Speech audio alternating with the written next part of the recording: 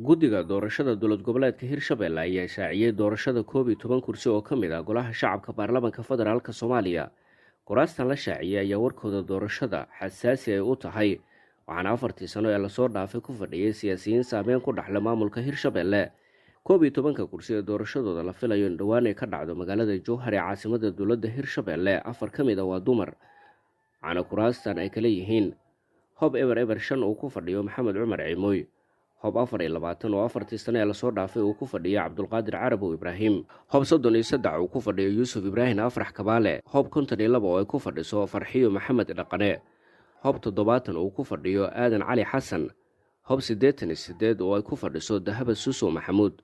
hob 97 oo ay ku fadhiso khadiijo maxamed diiriyo oo hadda ah wasiirka wasaaradda gargaarka maareynta masiibooyinka dowladda soomaaliya, hob 98 oo uu ku fadhiyo maxamuud maxamed jimcale,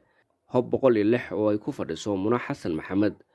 hob 115 oo uu ku fadhiyo cali maxamed cumar, hob 140 oo ku fadhiyey sanadadii lasoo dhaafay cabdulqaadir cusoble cali oo ka mid ah midowda musharaxiinta. maamulada hirshabelle, galmudug, koonfur galbeed soomaaliya ayaa la filayaa inay noqdaan maamulada ugu horeeya ee dhaqangeliya heshiiskii golaha wadatashiga qaran, islamarkaana dedejiya doorashada golaha shacabka baarlamaanka soomaaliya.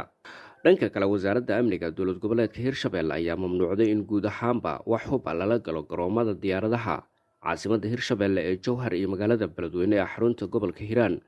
war-saxaafadeed ka soo baxay wasaaradda amniga hirshabelle ayaa lagu ogeysiiyey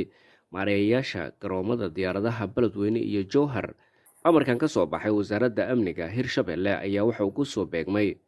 xilli dhowaan la filayo in magaalada jowhar ee caasimada hirshabelle iyo magaalada beledweyne lagu qabto